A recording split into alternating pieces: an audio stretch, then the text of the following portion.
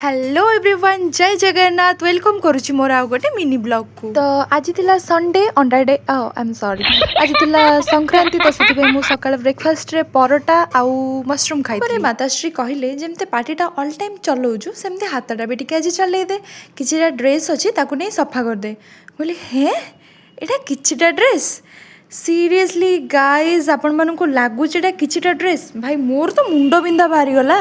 तापर से किछिटा ड्रेस को धोईकी कंफर्ट पकईके छात पर नहीं सुखे देकी आसली तापर मु मार्केट जाई छतु आ आलू नहीं के आसी जाइथली मु समस्त कही ना घर गोटे बड़ पुआ आ झील बा बिल्कुल भी सहज नुह तो जेमती कि मु होची आम घर गोटे बोली झील तो मम्मी आज सागुरे पांपड़ बनाउथला तो मु जाई टिके ताको हेल्प कर दउथली पांपड़ गोल हो कि न हो मु मोर पांपड़ करिबारे व्यस्त थिली तो जेहेतु आमे कॉमेडी वीडियो शूट करूछु भाई आमे तो करी करी हसी दउछु लोकन कथा तो छाड़ मैडम मते देखा करिया पई ताकू नै के आछंती स्कूटर बसै की तो से झील को भी मानिया को पड़ो सी ये नुआ गाड़ी चलाऊँ ता स्कूटर से झील बसिक आसी भाई मुझे तो केवे भी बसी न था